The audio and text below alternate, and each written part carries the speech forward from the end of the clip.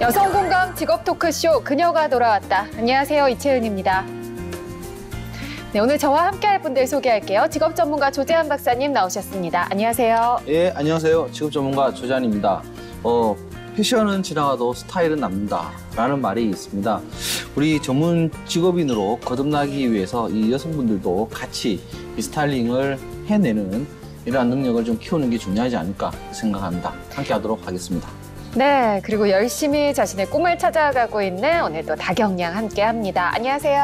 안녕하세요. 제가 저번에는 첫 방송이라서 조금 긴장을 많이 해서 좀 아쉬웠는데 이번에는 좀 열심히 하도록 하겠습니다. 네. 지금 딱 목소리부터 좀 많이 달라졌네요. 그래서 역시 경험이 중요하다고 하는 것 같습니다. 자, 그녀가 돌아왔다. 오늘은요, 20대 초반의 나이에 현역 스타일리스트로 왕성하게 활동 중인 여성 직업인을 직접 만나서요, 생생한 직업 현장의 이야기 나눠보겠습니다. 여성 공감 직업 토크쇼 그녀가 돌아왔다. 지금부터 시작합니다.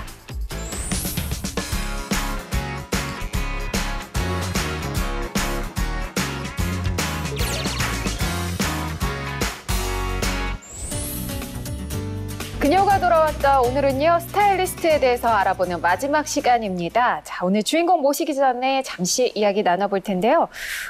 다경양 지금 이제 취업 준비 한창 해야 하잖아요. 네. 취업 준비할 때 어떤 점이 가장 어렵게 느껴지나요? 저는 사실 가장 부담스러운 게 경쟁률인 것 같아요. 경쟁률? 네, 제가 작년에 인턴을 한 회사가 있었는데 거기에서 신입사원을 5명 모집을 했어요. 네. 근데 지원자가 2,000명이 넘었다고 어이쿠야. 하더라고요. 네. 그래서 400대 1이 넘는 경쟁률을 했었는데 사실 그 명수 자체가 저희한테는 큰 부담으로 다가오는 것 같아요. 정말 어찌됐든 일을 해야 우리가 생계를 유지할 네. 수 있는데 그 일을 하는 자리가 그렇게 구하기가 그렇죠. 어렵네요. 그 2,000명이면 정말 작은 수가 아닌데. 그렇죠. 네. 근데 청년들 이제 입장에서 보게 되면 보통 이제 뭐 청년 구직 지원 제도 이런 여러 가지 이제 좀 제도들이 있잖아요. 네. 당연히 생각에는 어떤 좀 제도가 좀 도움이 된다라고 생각하나요? 사실 지금 현재도 좋은 제도가 굉장히 많은데 네. 그게 학생들한테 와닿지가 않는 것 같아요. 그래서 제 주변의 친구들을 보면 신입사원이지만 2년 내로 퇴사하는 친구들이 절반 정도 되거든요. 근데 그 친구들이 그런 이유는 제 생각에는 직무에 대한 탐색이 사전에 너무 준비가 되지 않지 않았나 그런 생각을 해봅니다. 이거 굉장히 중요한 부분이네요. 네. 사실 이제 모든 이런 정책이 되게 한참 어른들의 이제 그 눈높이에 생각에서 맞춰져 나오다 있고. 보니까 그런 부분은 많이 생각을 안 했던 것 같은데, 만약에 다경양은 앞으로 취업을 하면 언제까지 일을 하고 싶어요? 사실 저는 정년 때까지 일을 하고 싶지만 최소한 처음 일하는 직장에서 제가 처음으로 입사하는 그곳에서 최소 5년 이상은 다녔으면 좋겠다는 생각을 하고 있습니다. 5년이면 좀 작은 기간이 아닐까? 그래도 이제 1년 내로 퇴사하는 주변 친구들이 너무 많다 그래요? 보니까 네, 5년은 최소한으로 잡고 가는 게 좋지 않을까. 네. 네, 자, 이렇게 뭐 개인 입장에서 그래도 사회적인 입장에서 청년 취업자가 취업 후에 바로 그만두는 거, 이것도 우리가 반드시 개선해야 될 점이라고 생각을 하거든요. 어떻게 하면은 이런 비율을 줄일 수 있을까요? 일단 뭐 정확한 답은 아까 당연히 이야기했던 이 부분이 핵심인 것 같은데, 우리가 괜히 공연하게 이제 돌고 있는 이야기 중에 이 회사 비전 보고 들어갔다가 그 위에 있는 상사나 선배, 팀장 보고 나온다라는 말이 있어요. 맞아요. 그 말은 무슨 말이냐면 그 회사 일이라든지 여러 가지 이런 것보다는 사람 때문에 오히려 관계가 안 좋아서 맞아요. 나오는 경우가 있는데, 일단은 이렇게 뭐 퇴사율을 좀 줄이기 위해서 중요한 것은 뭐냐면 입사 전에 지원하고자 하는 분야, 우리가 알고 있는 그냥 단순한 그 부서 이름이 아니라 실제로 수행할 수 있는 이 직무에 관련해서 철저하게 좀 준비를 해야 됩니다. 그러니까 이 일까지 내가 해야 되나? 라고 생각하는 그 범위에 대한 규정을 짓지 못하고 단순하게 그냥 입사 지원만 하고 그 부서에 가서 배우면 되겠지라고 이제 생각하는 막연한 생각, 이 생각이 이러한 큰 문제를 좀 일으킨다라고 보면 될 것 같고요. 네. 그다음에 이제 사람하고 조직을 항상 사람들은 먼저 생각을 하거든요. 근데 그것보다는 가서 일단은 업무 수행을 이제 할 수 있는 이 능력을 키우는 게 실제로 입사 후 뭐 퇴사율을 줄일 수 있는 방법 중에 하나고요. 마지막으로 보게 되면 조직 내에서도 이제 선후배 관계에 관련된 이런 상호 보완적인 관계가 굉장히 좀 개선이 돼야 된다. 쉽게 말하면 말 그대로 너무 이제 딱딱한 분위기, 그 다음에 좀 수평적인 조직 문화, 이런 문화로 인해 가지고 서로 신입들한테도 그죠. 배워야 될 것도 또 많은데 그것을 놓치고 그냥 막연하게 그냥 시키는 일만 해. 라고 하는 이런 문화도 좀 많이 개선이 되면 이러한 대사율이 좀 줄어들리라고 저는 보고 있습니다. 제가 사실 방송 들어오기 전에 이제 뭐 뉴스를 이렇게 좀 기사를 보다가 이제 어떤 그 신입 사원이 너무 이제 힘든 업무와 그리고 이제 선배들의 그런 좀 뭐라고 할까 이렇게 나쁜 말들 이런 것 때문에 힘이 들어서 이제 좀 안 좋은 상황이 발생을 했어요. 근데 그걸 보면서 아니 이게 뭐가 힘들다고 이렇게 했지 하고 생각해 보니까 저도 예전에 신입사원 때 그런 게 너무 힘들어서 저도 실제로 퇴사를 한 적이 있었거든요. 이게 선배가 되면 사실 그때 마음을 잊어버리는 것 같아요. 근데 그런 좀 문화가 바뀌면 이렇게 퇴사하는 비율도 줄어들지 않을까. 그리고 실제로 이 우리가 젊은 사람을 이기려고 하지 마라라는 말도 있잖아요. 그러니까 이 젊은 사람이 가져와야 되는 센스와 그다음에 그에 대한 또 트렌드, 또 배워야 되는 이런 마인드 이런 것도 또 가져갈 수 있음에도 불구하고 강압적인 문화 좀 많이 개선돼야 된다고 봅니다. 좀 그렇게 좀 개선 좀 하시라고 좀. 알겠습니다. 네, 다경량이 눈에 띄는 뉴스 찾아왔다고요? 네, 먼저 일본의 구인난이 심각하다는 뉴스입니다. 구인난이요? 네, 그런 뉴스를 한번 가져와 봤는데 일자리보다 일할 사람이 적다는 건데요. 구직자 100명당 일자리가 143개 정도에 이르러서 일할 사람이 일자리를 골라서 갈 수 있는 상황이라고 합니다. 그래서 신규 교인의 비중이 25년 만에 최고치를 기록할 정도였다고 하는데요. 이로 인해 인건비도 상승하고 있다고 합니다. 이거는 굉장히 어떻게 보면 우리도 좀 이랬으면 싶을 정도로 좀 취업준비생들 입장에서는 부러워할 만한 뉴스일 것 같은데 우리나라 상황이라서 어떻게 보면 정반대예요. 그렇죠. 네, 뭐 물론 나라가 다르고 상황이 다르니까 뭐 그 나라 상황이야 이럴 수 있지만 또 일본하고 우리는 비슷하게 흘러가는 부분도 굉장히 많거든요. 근데 일본의 이런 구인난 왜 일어나는 걸까요? 실제로 우리가 이제 아까 말했던 구인난이 이제 좀 심각해지고 있다라는 부분에서 보게 되면 우리가 유효 이제 구인 배율이라는 말이 있어요. 쉽게 말하면 뭐냐면 전국의 공공직업안정소에서 이제 신청된 구직자 수에 비해서 구인 수의 비율을 이제 의미하는 이러한 이제 배수인데요. 실제로 수치가 이제 1을 넘으면 이제 구직자가 회사를 골라갈 수 있다라는 이러한 이제 형태로 우리가 볼 수 있는 구조인데 우리가 일본 같은 경우 이제 거의 1990년대부터 해서 지금까지 뭐 잃어버린 20년 뭐 이런 말이 있잖아요. 이 말 자체에서 이제 실제로 경제가 많이 악화되었다가 이제 좀 살아나고 있는 이런 부분인데 첫 번째로 보게 되면 고령화 사회에 들어갔다라고 이제 볼 수 있을 것 같고요. 실제로 고령화가 결국은 이제 젊은 층보다 훨씬 더 많아지기 때문에 어찌 보면 이제 구직자 수가 부족한 이런 현상을 좀 보일 수 있는 형태고요. 두 번째로 보게 되면 일본의 이제 아르바이트비 우리가 말하는 이제 90에서 한 110엔 정도 평균적으로 돌고 있거든요. 2016년도 기준으로 보게 되면 이제 1,300 정도니까 어찌 보면 이 문제가 좀 심각한, 즉 정규직으로 들어가지 않고도 아르바이트만으로도 충분히 생활이 가능하다. 그렇기 때문에 굳이 정규 시장에 들어가 가지고 이 시간, 노동에 대비해서 엄청난 노동력을 또 제공한다는 것에 대한 거부감을 우리가 또 일으킬 수 있는 부분 중에 하나고요. 실제로 그러다 보니까 이제 이러한 최저임금 수준의 시스템도 잘 돼 있다 보니까 아까 말한 것처럼 우리나라에서 흔히 쓰고 있는 이 80만 원 세대라는 게 있죠. 그냥 주어진 80만 원에서 150만 원 정도 선만 받고 그만큼만 일하고 자기 생활하겠다. 라는 부분입니다. 따라서 앞으로 지금 현재 우리나라도 이제 고령화 사회에 들어갔고요. 이제 이렇게 되면 젊은 층의 인구수도 줄어들기 때문에 어찌 보면 구인난을 겪을 수 있는 상황이 곧 올 것이다 라고 봐야 될 것 같아요.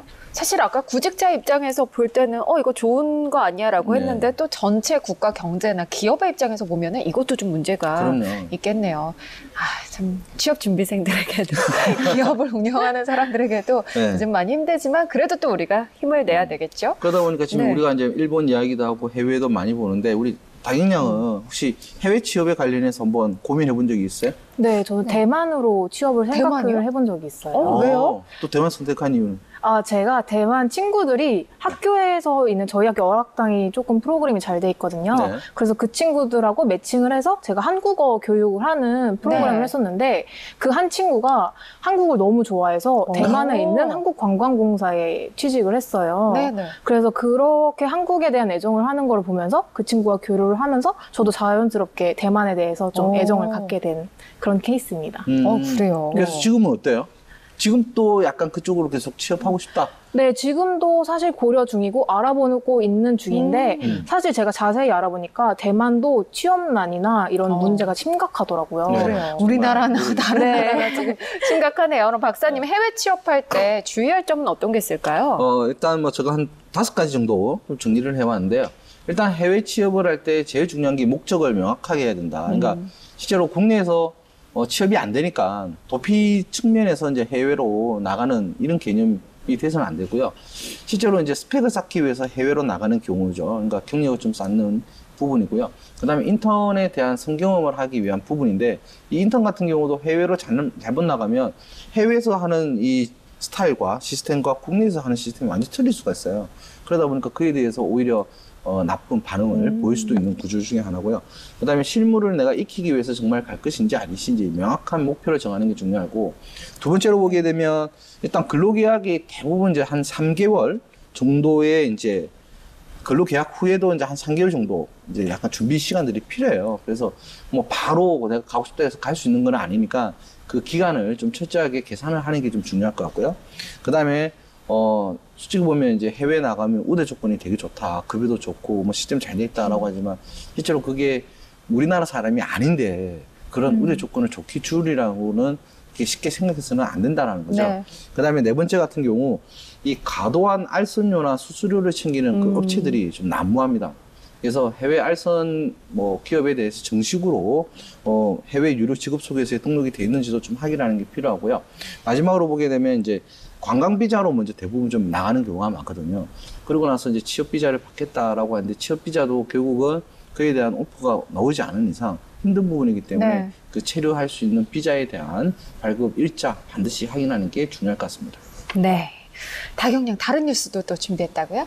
네. 서울시가 국내 최대 규모인 서울 창업 허브에 입주할 스타트업 148팀을 모집한다는 소식인데요. 네. 6월 말 개관을 앞두고 5월 말부터 기업 입주를 시작한다고 합니다. 그래서 창업 준비 중인 예비 창업 기업 100팀, 그리고 창업 3년 미만의 초기 창업 기업 30팀, 그리고 창업 3년 이상의 창업 후 성장 기업 18팀까지 해서 총 148팀인데요. 관련 서류를 준비해서 온라인 신청을 하면 된다고 합니다. 네. 혹시 다경량은 창업 생각해 본 적 있어요? 저는 아주 잠깐 생각을 해봤지만 아닌 걸로.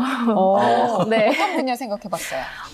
사실 뭐 중개나 이런 쪽으로 해서 어플을 개발해서 하는 쪽이 괜찮을까 싶긴 했는데, 사실 제가 생각하는 건 누구나 생각을 해서 이미 있는 경우가 많더라고요.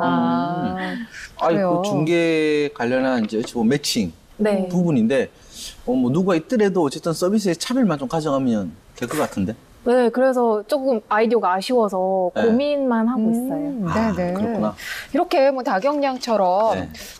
내가 아이디어가 있는데 한번 해볼까? 아니면 취업이 잘 안 돼서 또 창업을 하는 경우도 있고요. 이렇게 그렇죠. 청년 창업 요즘 굉장히 많은데 이때 어떤 점을 고려해야 될까요?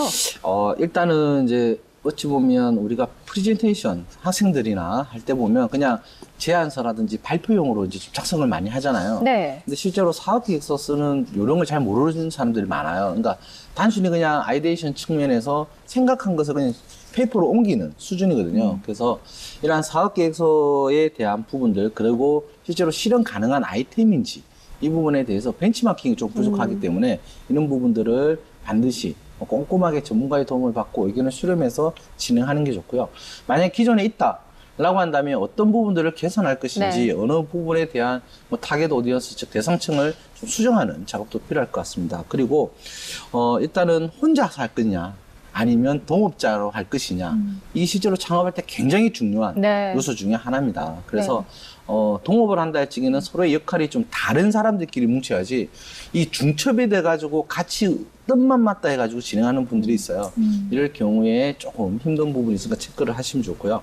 그 다음에 세 번째가 제일 중요한 거죠. 이 자금 계획 및 네. 조달 방법에 대해서 실제로 이러한 정부에서 지원해 주는 거는 그 비용이 한정적이다 보니까 그 이후에 그러면 이 젊은 사람들은 어떻게 될 것이냐. 네. 그러니까 창업의 이후의 프로세스도 실제로 정부에서는 좀 책임을 져줘야 되는 부분 중에 하나라고 볼 수 있기 때문에 이 자금 조달 및 계획에 관련해서 철저히 그 부분을 정리를 하고 도전하시는 게 중요하다고 봅니다. 네, 이번에는 조 박사님이 준비하셨죠? 벌써 또 이 코너가 왔는데 보면 조재안에 어떻게 생각해? 왜 제스처 안 하세요? 아이, 어떻게 생각해? 뭐 이런 거. 괜히 맞네요.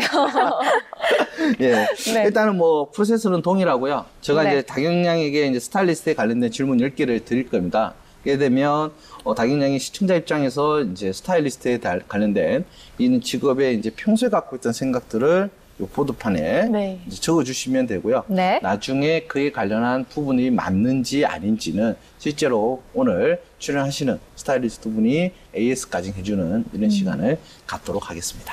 네, 자 그러면 질문 듣고 보드판에 다경량의 생각 적어주면 됩니다. 자, 시작할까요? 네, 시작을 해보도록 하죠. 일단 스타일리스트 딱 하면 떠오르는 연상 키워드 3가지 네. 지금 적어주세요.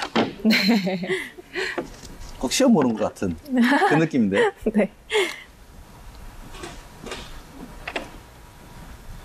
약간 골든벨 느낌이 나는 것 같아요. 근데 지금 그 얘기 하려고 그랬는데. 정말요? 나가본 적 있어요? 없습니다. 그럴 것 같더라고요.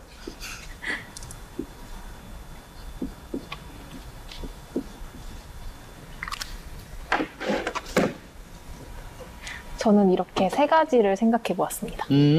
센스, 트렌드, 거울이요. 직접 읽고 설명해 줄까요? 네, 우선 센스 같은 경우에는 스타일리스트 하면은 이제는 약간 남들과는 차별화된 감각을 통해서 스타일링이 필요하다고 생각을 했고요. 네. 그리고 트렌드 같은 경우에는 이 센스가 있기 위해서는 트렌드가 있어야지 이 센스가 발현될 수 있다고 생각을 합니다. 그래서 트렌드에 민감해야 이 센스를 발휘할 수 있는 능력을 키울 수 있다고 생각을 하고요. 네. 네. 마지막으로 거울 같은 경우에는 늘 거울에다가 옷을 대보거나 스타일링을 이렇게 직접 매칭을 해보면서 고민해보는 시간이 필요하지 않을까 생각을 합니다. 네, 센스, 트렌드, 거울. 스타일리스트 하면 떠오르는 연상 키워드 3가지였습니다. 네. 그럼 이제 두 번째 질문. 좋은 스타일리스트가 되기 위해서 다경양이 생각하는 꼭 필요한 역량이 있다. 뭘까요? 네. 한번 적어주세요. 네, 저는 공감을 한번 가져와 봤습니다. 공감이요? 네. 이유는요? 사실 그 스타일리스트라는 사람은 한 명의 사람이 자기의 역량을 이렇게 발휘할 수 있도록 스타일링을 해주는 역할이잖아요. 네. 그래서 그 사람에 대한 공감이 많이 필요하다고 생각을 해요. 그래서 담당한 뭐 연예인이나 배우나 이런 사람들의 특성을 이해하고 그 사람의 매력이 최대한 발현될 수 있도록 하기 위해서는 그 사람을 이해하는 공감이 필요하다고 생각을 합니다. 네. 그 사람에 대한 이해도 필요하고 공감이 네. 필요하다. 네. 네. 자, 세 번째 질문은 OX로 답을 해주시면 되고요. 스타일리스트는 옷을 저렴하게 구매할 수 있다. 있다, 없다. 네. 저는 X라고 생각합니다. 왜요? 사실 저도 고민을 많이 했는데, 제가 생각해본 결과 아무래도 연예인 협찬만 할인을 해주지 않을까라는 생각을 해서, 네. 이따가 확인을 해보겠습니다. 그렇죠. 네. 자, 그러면 네 번째, 이 보통 이제 직업 현장에서의 이 현장에서의 이미지 상 본인의 옷 스타일도 중요하다. 저는 이것도 똑같이 X라고 생각합니다. 같이 앉아서 그냥 바로 한 번에. 네. 한 번에 그냥 바로 시작을 하나요? 네. 이거는 왜 X인가요? 사실 제 친구 중에 메이크업 아티스트인 친구가 있는데 네. 저도 궁금해서 한번 물어봤어요. 근데 그 친구는 뭐 이렇게 풀 메이크업을 할 때도 있지만 사실 직장을 나가는 거기 때문에 그렇게 네. 화장에 신경 쓰지 않는다고 하더라고요. 그래서 스타일리스트도 같은 이유로 그렇게 신경을 크게 쓰지 않고 대신 편안하게 일하기 편한 옷차림을 하지 않을까 생각을 합니다. 그렇게 네. 생각하신다. 네. 네. 자, 다섯 번째, 이 스타일리스트가 가장 중요시하는 자신만의 도구가 있다면 어떤 도구일까요? 저는 신발이라고 생각을 합니다. 신발이요? 신발. 네. 사실 스타일리스트 같은 경우에는 뭐 매장이나 아니면 촬영장이나 이런 식으로 현장을 바쁘게 왔다 갔다 해야 하기 때문에 발 빠른 능력이 필요해서 신발을 가장 중시하지 않을까 생각합니다. 쿠션이 딱 들어가 있고 발이 편한 네. 있는 신발이어야 된다. 네. 네네. 알겠습니다. 여섯 번째 질문 저도 좀 궁금한 부분 중에 하나인데요.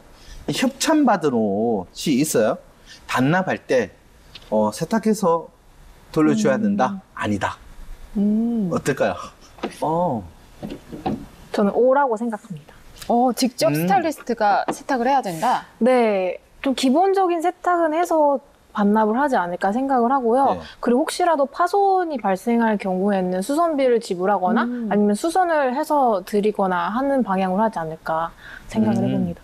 그래요. 저는 예전에 이제 신인 때 협찬받은 의상이 니트였는데 네. 그게 이렇게 살짝 벨트 부분이 살짝 올이 나간 거예요. 제가 샀어요. 아, 그래요? 그걸 또 받는 쪽에서도 좀 신기하게 하네요. 근데 이제 많이 할인을 해주긴 했는데 어쨌든 제가 샀어요. 그래서 이거 저도 이 질문에 대한 답은 나중에 궁금하네요. 한번 꼭 네. 알아봐야 되겠네요. 네. 자, 7번째입니다.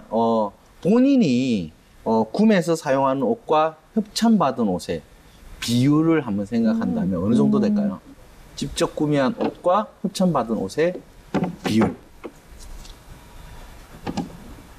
저는 5대5라고 해서 딱 절반이라고 생각을 하는데 네. 왜냐하면 최근에는 사실 PPL 효과가 많이 나타나고 있잖아요. 그렇죠. 드라마에서도 네. 그렇고. 네. 그래서 이게 옷도 해당이 될 거라고 생각을 해서 협찬 효과가 상승하기 때문에 비율이 점점 커지지 않을까 협찬 쪽으로 네. 생각을 하고 있습니다. 5대5의 지금은 일단 비중이요? 5대5고 네네. 나중에는 훨씬 커진다. 네. 예, 이제 8번째 질문 들어갑니다.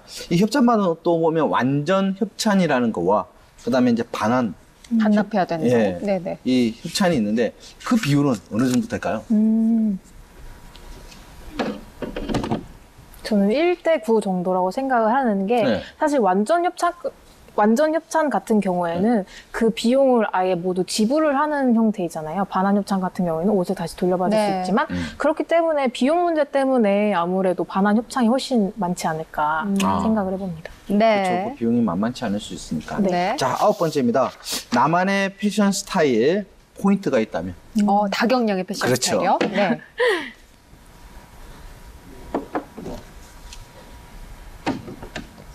저는 파스텔 톤을 가져왔는데 네. 평소에 파스텔 톤을 굉장히 좋아해요. 어. 그래서 지금 입는 옷도 살짝 그런 느낌이고 그래요. 네, 이게 아무래도 또 봄이 되니까 이런 옷이 조금 더 눈에 가더라고요. 네. 그래서 이런 옷을 선호하는 편입니다. 파스텔 톤. 보통 원색이 좀 더 화사하게 보이고 그러지 않나? 근데 사실 이제 한국인이 원색이 잘 안 받거든요. 아. 네, 이런 파스텔 톤이 더 잘 받는다고들 하더라고요. 그렇군요. 네. 자, 이제 마지막 10번째입니다. 이런 스타일 참 아쉽다 할 때 어떤 스타일이 좀 아쉬울까요? 네, 본인 생각을 한번 적어주세요. 근데 저는 과한 스타일이 조금 아쉽다고 생각하는데 네. 사실 뭐 모자 하나나 브로치 하나 이런 식으로 살짝 포인트를 주면 좋지만 네. 이제 욕심이 점점 생기면 네. 이걸 모든 곳에 포인트를 주게 되면 맞아요. 네, 시선이 분산돼서 네. 아쉽더라고요. 저희 그 월요일에 네. 남성분들 금목걸이, 그렇죠. 금목걸이, 금팔찌. 당연히 보면 어떤 생각이 들어요? 그런 경우, 남성이 그런 경우. 본 적 있어요, 혹시? 아직은 없는데 아쉽다라고. 너무했네. 네. 과하면 역시 네. 아무도 안 좋아하는 것 같아요. 그렇죠. 네. 지금까지 스타일리스트에 대한 다경량의 생각 들어봤는데요. 과연 이 생각들이 얼마나 현장에서 적용이 되는지 오늘의 주인공과 함께 알아보겠습니다.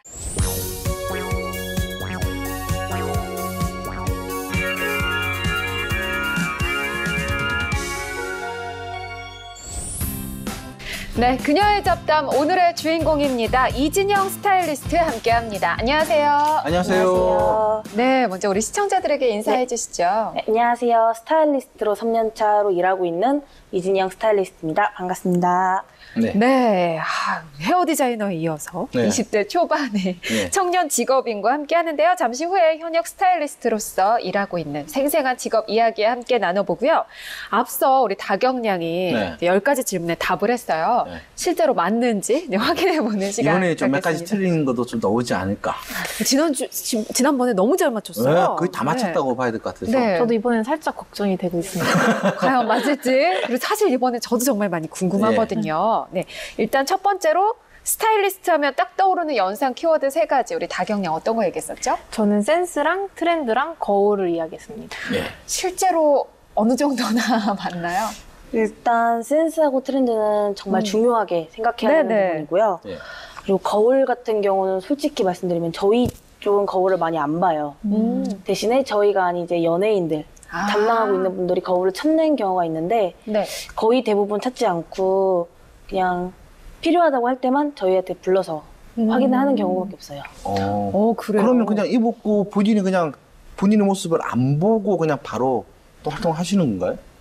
보기는 하는데 진짜 딱 입었을 때 그 상황만 보고 네. 그 이후로는 이제 저희가 다듬어주기 때문에 아. 크게 보진 않으세요.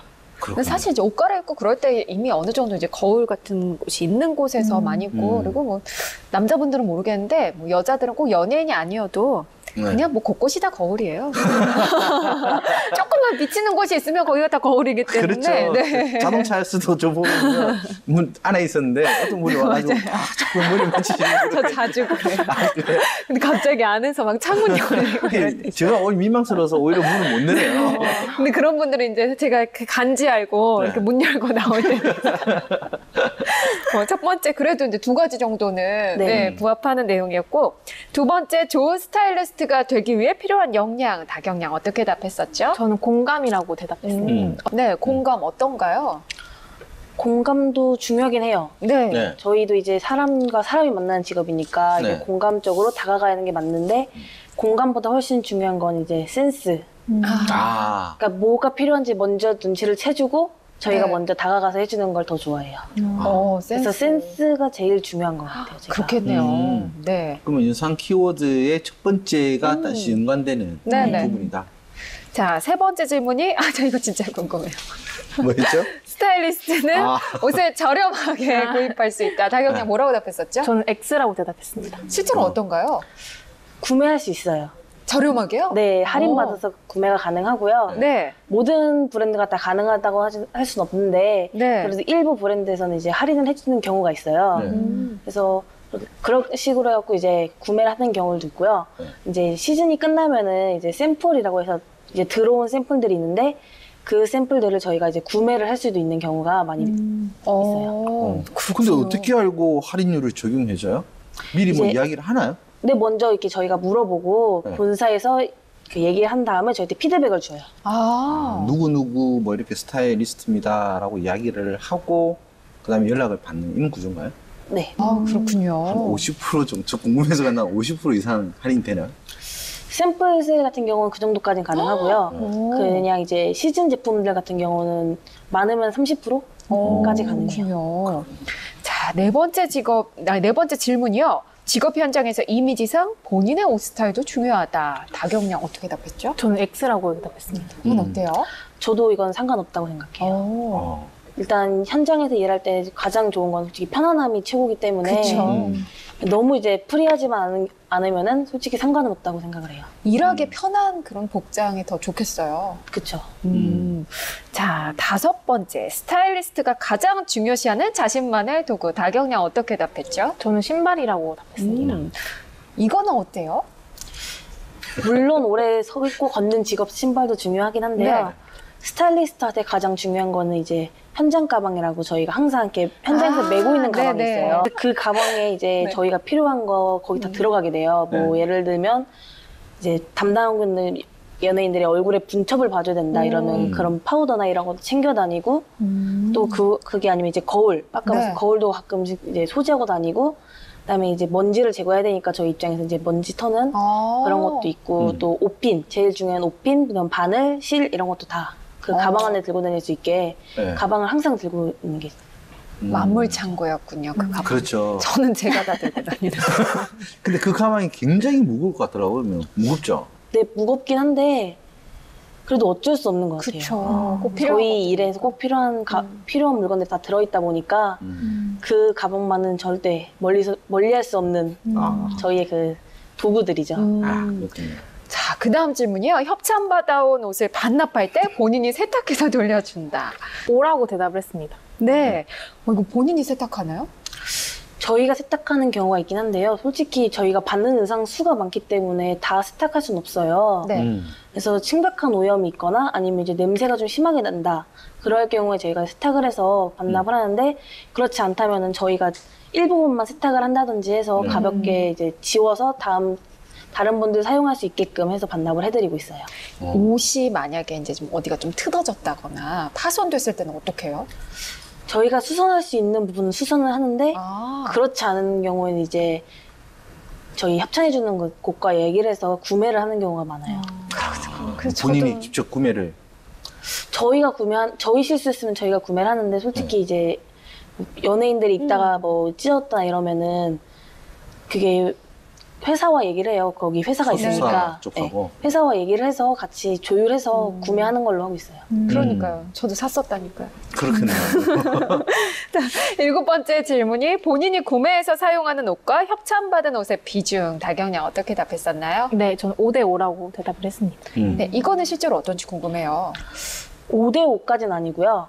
저는 3대7로 생각하고 있거든요. 본인이 구매하는 게 3. 네, 저희는 구매가 3이고 대부분 이제 협찬세에 들어가 있기 때문에 네. 협찬 받을 수 있는 최대한 받아서 저희가 이제 비용을 좀 덜 들어가게 하는 방법으로서 네. 하고 있어서 의도치 않은 경우에는 구매를 하는데 그렇지 않으면 저희 대부분 협찬을 받고 있어요. 아, 혹시 이렇게 집이나 아니면 뭐 사무실 이런 곳에 옷이 좀 많이 있나요?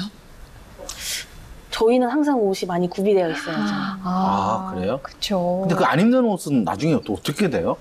안 입는 옷은 나중에 수선을 해서 이제 리폼을 한다고 하죠, 저희가. 네. 그렇게 해서 뭐 이제 컨셉에 맞춰서 또 입을 수 있게끔 네. 저희가 이제 리폼을 해서 입거나 아니면 이제 그거를 나중에 뭐 구제시장이었는데 한번 팔아도 상관없고 네. 그러면서 다른 것도 더 구매를 할 수 있는 네네. 방법으로 해서 돌리고 있어요. 오. 아, 그러면 완전 협찬과 반환 협찬, 이 비중은 어느 정도나 되나요? 아까 다경양은 어떻게 답했었죠? 네, 저는 1대9라고 대답을 했습니다. 네네. 저도 이거는 1대9가 맞다고 생각해요. 오, 대단한 시키인데요.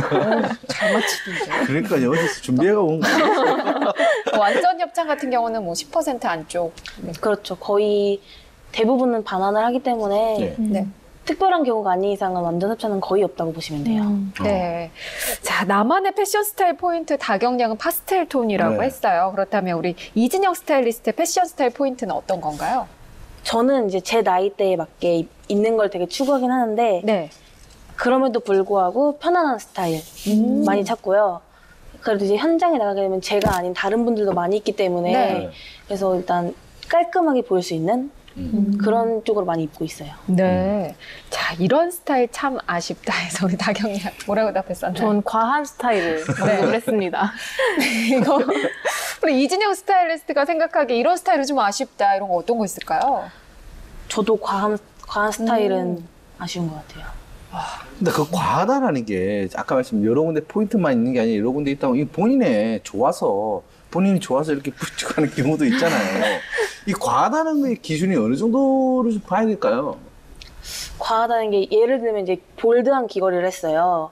근데 거기부터 또 볼드한 목걸이를 한다 그러면은 시선이 되게 분산이 돼 버려요. 저희가 포인트를 주는 이유가 그곳에만 시선이 갈 수 있게끔 하는 거라서 네. 이렇게 분산이 돼 버리는 순간 이제 그 스타일엔 포인트가 없다고 보시면 돼요. 좀 이제 제가 이해한 바로 말씀을 드리자면 네. 이렇게 여자들은 화장할 때 눈에 포인트를 주면 입술은 좀 이렇게 네, 옅게 맞아요. 가거든요. 네. 근데 양쪽이 다 지나면 그냥 귀신처럼 보여요. 그거죠? 그쵸? 아, 그래요? 네. 이해되셨어요? 아, 이거 확실히 확 나쁘신 것 같아요, 제가. 그 남성분들 우리 월요일에 나왔던 그 캐릭터를 다시 이렇게 끄집어 보면 그 굵은 금목걸이에 굵은 금팔찌 했는데 금색으로 된 이렇게 가방 들고 금색 시계. 혹시 금색 시계까지 찾다면 과한. 네, 거기다 이제 막 이렇게 귀걸이 같은 거 한쪽에 또 하고. 그거죠. 구매했다. 네. 네, 역시 알겠습니다. 과한 거는 좋지 않은 것 같아요. 그렇군요. 네. 자, 이제 다경량이 아까 얘기했던 것들이 실제로 맞는지 저희가 살펴봤고요. 본격적으로 이진영 스타일리스트와 직업 이야기 나눠보겠습니다. 자, 일단 본인이 생각하는 스타일리스트 매력 어떤 건가요? 제가 생각하는 매력은 솔직히 이제 모든 브랜드들을 축소해서 다 볼 수가 있어요. 이제 네. 그 시대에 맞는 트렌드들이 한 번에 한 장소에서 볼 수 있다던가 이런 식으로 돼 있어갖고 솔직히 그런 트렌드를 제일 빨리 접할 수 있는 직업이 아닌가 싶기는 해요. 네. 그러면 어떤 계기로 스타일리스트 일을 시작하신 거예요? 네. 원래 제가 했던 전공이 미용이었어요. 아, 원래 헤어와 메이크업을 했었는데 그래요? 하다가 이제 졸업한 학교 선배님께서 저 학교에 오셔서 이제 덕담을 해주시잖아요. 이제 네. 네. 그때 들은 건데 자기가 이제 대학교를 가면서 그 미용하고 패션을 같이 해서 배운대요. 네. 근데 솔직히 이제 헤어와 메이크업도 의상에 맞춰서 이제 들어가는 거다 보니까 네. 좋다고 하길래 그렇게 배우는 게 저희한테 더 이득이 되고 나중에 일할 때 더 남들이 더 먼저 찾는 그런 사람들이 될 수 있다고 얘기를 하시더라고요. 그래서 그때 또 저도 이제 대학교를 갈 생각하면서 이제 알아봤어요. 네. 그러다가 지금 제가 졸업한 학교 거기 스타일리스트과의 이제 커리큘럼을 봤는데 네. 거기 이제 미용하고 그다음에 스타일링하고 같이 해서 접목해서 배우고 있더라고요. 그래서 내가 생각하는 게 딱 좋다 해서 네. 이제 이쪽으로 들어와서 하다가 보니까 이제 어찌됐든 스타일리스트과다 보니까 이제 패션 쪽에 많이 그렇죠. 좀 크게 비중을 두고 있어서 하다가 제가 패션에 이렇게 빠져버리게 된 거예요. 그래서 이제 어찌됐든 이쪽에서 한 메이크업도 같이 하긴 하니까 한번 네. 해볼까 하면서 시작하게 된 게 지금까지 하고 있는 거예요. 고등학교 때 이제 미용 쪽을 전공하고 대학교에서 네. 스타일리스트 전공을 했기 때문에 양쪽 다 어떻게 보면 전문가잖아요. 우리가 맨날 소개했던 그 국가기술 자격증도 그러면 가지고 있는 네. 상태. 와. 그러니까 오히려 더 스타일리스트로서의 역할이 그렇죠. 부각이 되고 전문성을 인정받을 수 있는 그렇죠. 아주 좋은 시너지 효과를 냈던 그런 그렇죠. 케이스라고 볼 것 같은데 네네. 그러면 실제로 보게 되면 이 학교를 다니면서 혹시 취업을 하신 건가요? 아니면 졸업하고 취업을 했던 상황인가요? 이제 보통 전문계과 같은 경우는 이제 학기 끝날 때쯤에 이제 조기 취업이란 게 있잖아요. 네. 그렇게 하면서 제가 학교에서 조기 취업으로 이렇게 해서 나오게 되고 이제 졸업을 같이 하게 된 거예요. 네. 네. 그러니까 학교에서 이제 졸업을 다 앞둔 상황에서 이제 일을 뛰어들어가지고 일을 하고 이제 졸업하고 계속해서 일하고 있는 거예요. 혹시 다른 일 또 해보신 적 있으신가요? 그때 헤어는 해봤고요. 네. 네. 그리고 이제 의류 매장에서 이제 고객을 직접 응대하는 아. 직업도 해봤었어요. 그 일부러 전략적으로 하신 건가요? 아니. 근데 여러 개 한번 해보고 싶기도 해서 그때 네네. 시간 될 때 제가 이렇게 해본 거라서 네. 그렇게 해갖고 이제 또 어떻게 돌아가는지 의상이 뭐 특징이 뭐 있는지 보고 막 했던 것 같아요. 참 20대 초반인데 굉장히 그럼요. 알차게. 저번에 생활을 지난 했네요. 방송도 그렇고 네. 요즘 최근에 보면 정말 젊은 분들, 청년, 여성분들 전부 다 보게 되면 이 센스와 미리 사진을 준비하는 게 그러니까요. 굉장히 뛰어난 네네. 식견을 갖고 있는 것 같아요. 네. 그러면 일주일 동안 어느 정도 일을 하고 계세요? 저희는 이제 정확히 딱 쉰다는 의미가 없어요, 솔직히. 그렇죠. 이제 방송이 있고 없고에 따라서 저희가 결정되는데 보통 대체로 일주일 내내 일하는 경우도 있고요. 네. 그렇지 않으면 거의 한 5일에서 6일 정도는 일하고 있는 것 같아요. 거의 뭐 일주일 내내 일한다 이렇게 봐야겠네요. 그쵸. 네. 굉장히 힘드시겠다. 네. 혹시 출근 첫날 기억나세요?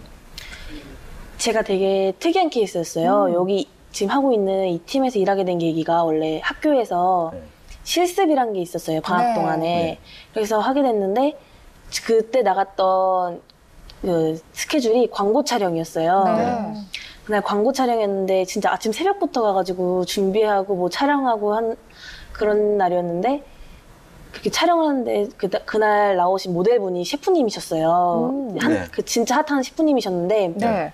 그 셰프님이랑 이렇게 하는데 되게 저를 처음 보시는데 불구하고 되게 친근하게 대해주시고 제가 긴장할 수 없게 해주시고 그렇게 대해주셔가지고 되게 저로서는 긴장을 최대한 풀고서는 더 멋있게 할 수 있게 했는데 그 셰프님께서 끝나고서 밥 먹자 해서 밥을 먹으러 같이 갔었는데 셰프님께서 그 소개시켜준 맛집이 정말 맛있더라고요. 그래서 진짜 한번 시간 되면 또 가고 싶은 그런 맛집을 소개시켜 주셔가지고 진짜 그 셰프님 덕분에 한 번씩 또 가고 있습니다. 오. 참 그래도 어째 출근 첫날부터 좋은 분들을 그렇죠. 만났네요. 보통 첫날 그래 편하게 해 좀 이렇게 마음도 풀고 이렇게 다 너무 풀리가지고 오히려 사고 치는 그런 경우도 굉장히 많은데 정말 좋은 경험 하셨네. 그럼 보통 초보 스타일리스트가 힘들어하는 건 어떤 건가요? 힘들어하는 거는 이제 저희가 시간이 정확하지가 않아요, 솔직히. 그쵸. 그러니까 이제 불규칙적인 출근 날짜와 출근 시간, 또 퇴근 시간 이런 것들이 있고요. 뭐 그리고 장기적으로 대기하는 시간이 있는데 이제 드라마 현장 한번 나가면은 이제 대기 시간이 말 그대로 진짜 알 수 없는 그런 정도가 돼버려요. 그래서 제가 최근에 한번 대기를 하는데 이제 하루에 반나절을 까먹었어요. 대기하느라고. 한 6시간 이상을. 12시간 이상을 대기한 적도 있었어요. 어머나. 최고. 그래요? 네. 사실 거의 벗어날 수도 없잖아요. 그쵸. 언제 저희가 촬영이 들어갈지 모르는 상황이라서 그쵸. 그 현장을 벗어날 수 없어서 이제 대기만 계속 하고 있는 거죠. 그럼 대기할 때는 무작정 기다릴 수밖에 없는 거예요? 그렇죠. 대기할 땐 그렇게 기다리던가 아니면 이제 근처 카페에 가서 네. 그 커피를 시켜놓고 기다리면서 이제 대본 보시는 거 도와드리고 아이고. 그래서 또 정리 한번 하고 그런 식으로 시간을 보내고 있어요. 아유, 참 쉽지 않은 일인데요. 그럼요. 보통 초보를 벗어나는 기간은 어느 정도나 걸리나요? 제가 생각하기에는 한 3개월? 그래요? 아, 굉장히 그래도 되게 짧네요. 짧네요? 이게 솔직히 모든 일은 부딪혀보면 다 안다고 하잖아요. 경험을 해보면. 네. 이것도 현장을 나가서 이제 3개월 동안 계속 하게 되면 솔직히 이 흐르는 패턴을 다 이해가 가더라고요. 그러니까 무엇보다 그래서 저 같은 경우는 한 3개월이면 오. 벗었던 것 같아요. 그래서 네. 이 센스, 눈치 맞아요. 이런 게 좋아하니까 좀 빠른 케이스인 것 같아요, 저 보니까. 센스가 있어야 사실 3개월 만에 초보를 벗어날 네. 수 있죠. 그러시구나. 네.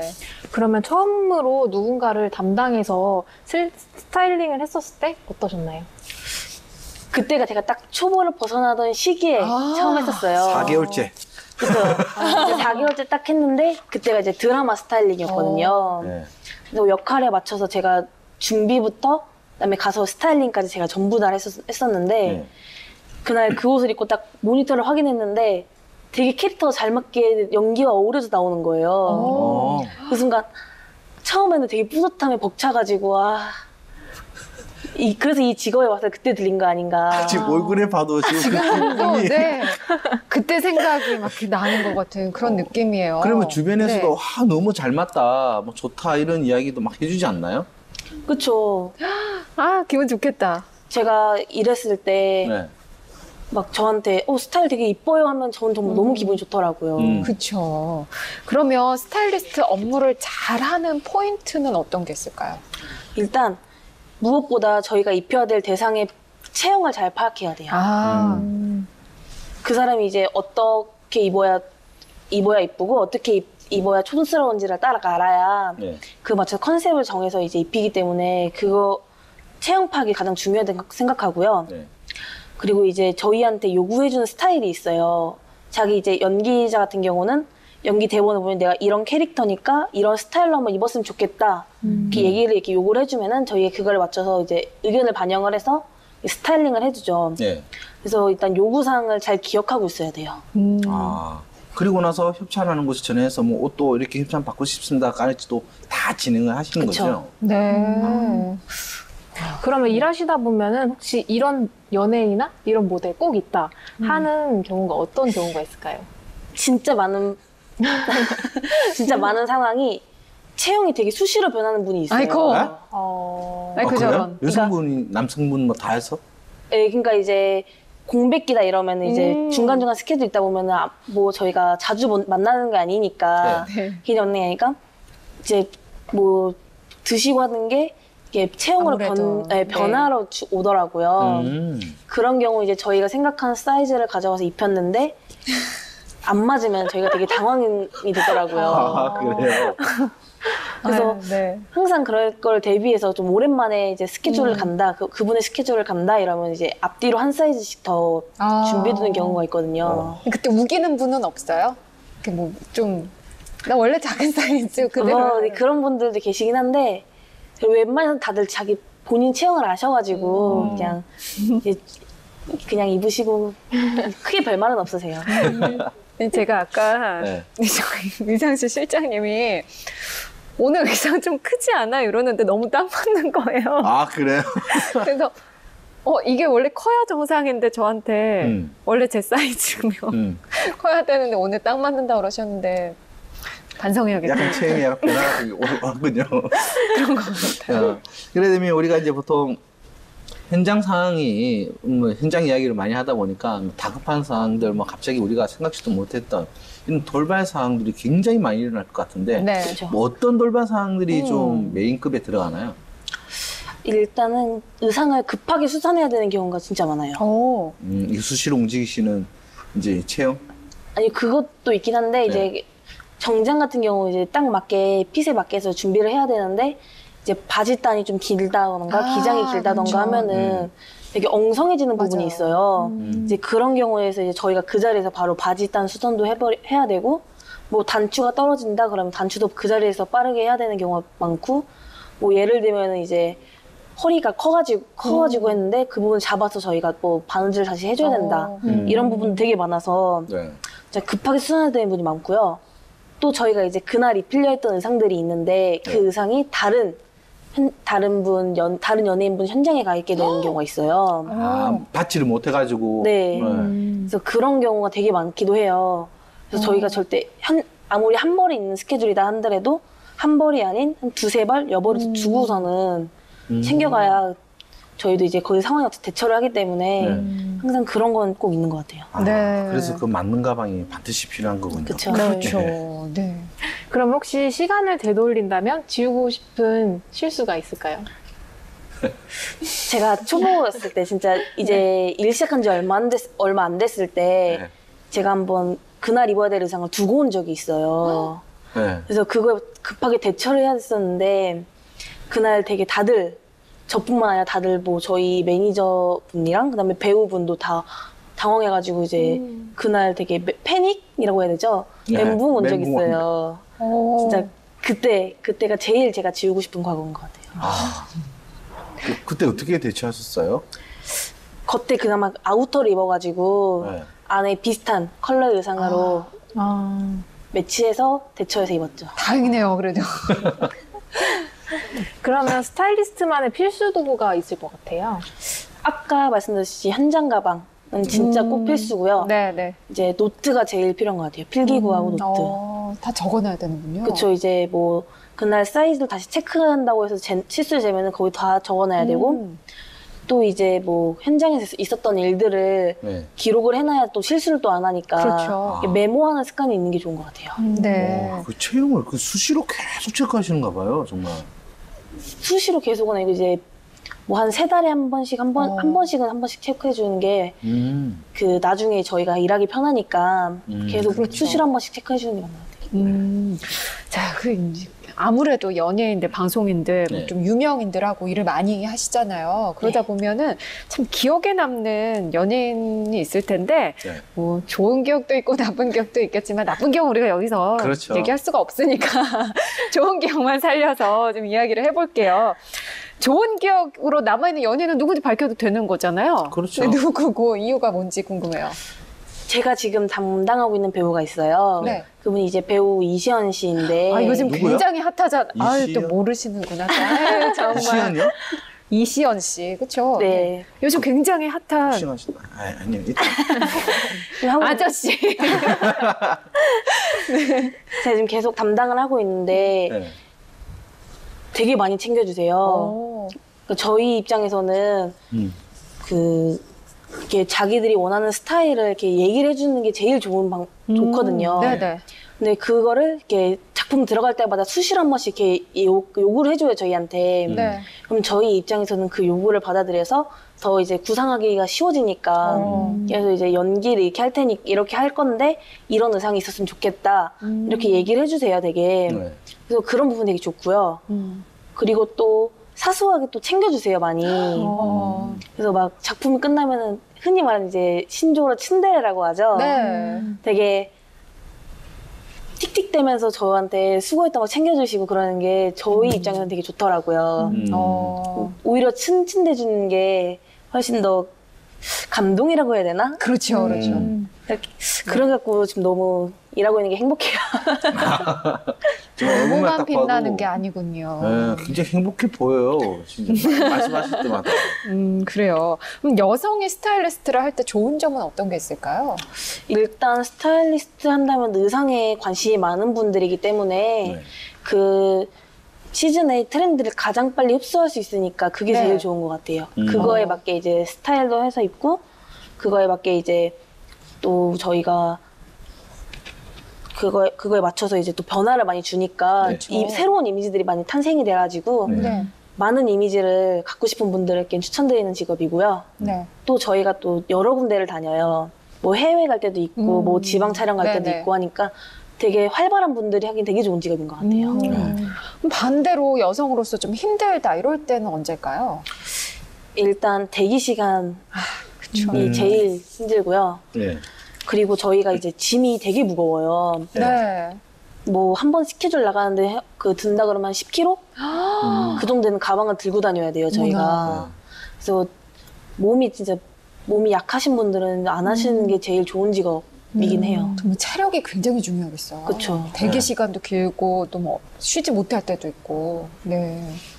보통 우리가 이제 뭐 이런 스타일리스트로 많은 일들을 하고 힘들 때도 아까 말한 것처럼 너무 많잖아요. 그쵸. 그래도 아까 말한 것처럼 챙겨주는 것도 좋지만 본인이 느꼈을 때 아 정말 이거는 보람 느낄 때 이건 참 보람이 있다 라고 생각될 때는 언제가 있을까요?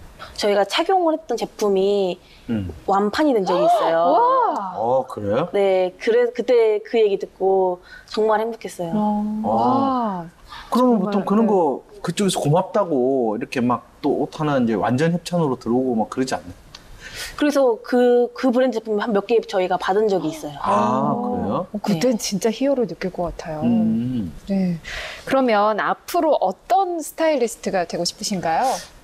저는 이제 제 이름 석자를 딱 들었을 때, 아, 그 스타일리스트, 그 잘하는 스타일리스트, 이런 소리 제일 먼저 듣고 싶어요. 그러니까 남들보다 먼저 떠오를 수 있는 그런 스타일리스트가 되고 싶어요. 스타일리스트에서 딱 정말 아이콘. 그쵸. 네. 자, 저희가 3일 동안 스타일리스트에 대해서 알아봤는데요. 박사님 총평해 주시죠. 일단은 뭐 종합 패션 연출가다라는 이제 이야기를 많이 하게 되죠. 그리고 이제 나를 포함해서 타인, 그 다음에 그 또 변화를 원하는 이분들까지도 기분 좋게 하고 행복해질 수 있게끔 해주는 이는 직업이다라는 부분이고요. 실제로 이제 이 스타일리스트 같은 경우 우리가 흔히 말하는 뭐 4차 산업이고 이제 기계 발달 이야기지만 이거 같은 경우 사람과 사람이 움직이는 것이고 기계가 대체할 수 없는 이러한 또 직업군에 들어간다라고 우리가 볼 수 있기 때문에 굉장히 이제 유망 직업으로서의 또 이제 사람으로서 이게 희열을 느낄 수 있는 이런 전문 직업이다라고 할 수 있을 것 같고 아까 우리 이제 스타일리스트 이야기 해주신 것처럼 정말 체력적으로 정말 좀 힘든 부분이 있어요. 그리고 불규칙적인 이러한 직업 생활이 조금은 좀 안정화되고 뭔가 좀 개선이 많이 되면 좀 더 부각될 수 있는 이런 직업으로 보기 때문에 여성에게 더욱 빛나는 직업이고 네. 조금 더 준비해서 전문화를 시키면 이 스타일리스트 외에도 다른 분야로서의 또 직업들을 가져갈 수 있는 지금 멀티 직업이다. 라고 네. 저는 총평하고 싶습니다. 네. 오늘 그녀가 돌아왔다와 함께 하셨는데 어떠셨나요? 저는 항상 이제 촬영하는 모습만 봐왔던 사람이라 그렇구나. 이런 데 처음엔 되게 어색했는데 예. 되게 잘해주셔가지고 제가 긴장 안 하고 이렇게 말 편히 할 수 있었던 것 같아요. 이제는 보는 걸로도 그냥 만족하는 남을 거고요. 예. 또 오늘 이렇게 하게 돼서 되게 뜻깊었던 시간이었던 것 같아요. 아니 요즘은 왜 그 스타일리스트들 방송 출연도 굉장히 많이 하고 브랜드도 많이 내는데 뭐 충분히 나중에 그렇게 네. 하셔도 될 것 같아요. 나중에 이제 직접 와가지고 이제 아우 이렇게 입으시면 안 돼요. 이렇게 해서 지금 누구 흉내 내시는 아니 혹시나 유명한 네. 스타일리스트가 되셨으면 좋겠습니다. 그럼요. 네, 네. 감사합니다. 우리 다경 양은 스타일리스트 직업 보니까 어떤 것 같아요? 저는 제가 몰랐던 부분을 많이 말씀해 주셔서 되게 좋았고 그리고 저도 같은 마음으로 정말 잘 되셨으면 하는 바람이 있습니다. 그런 거 감사합니다. 있잖아요. 그 이제 나중에 유명해지시면 나 저분이랑 같이 만났었어요. 그럼요. 저도 지금 미리 사인도 받아가지고 그러니까요. 지금 할 네. 거 많습니다 지금. 네, 오늘 정말 이렇게 귀한 시간 내주셨는데 오늘 이 방송 보시면서 나도 한번 스타일리스트가 돼보고 싶다, 나도 도전해봐야겠다 이런 생각하시는 분들 많으실 것 같아요. 우리 그녀들에게 응원 한마디 해주세요. 스타일리스트를 솔직히 생각하시는 분들이 이제는 많을 거라 생각하거든요. 그래서 그런 분들이 앞으로 현장에 나와서 저희보다 더 빛날 수 있다고 생각을 해요, 저희는. 네. 그래서 저희보다 더 멋진 스타일리스트가 되길 바라고요. 그리고 현장에서 한번 꼭 뵀으면 좋겠습니다.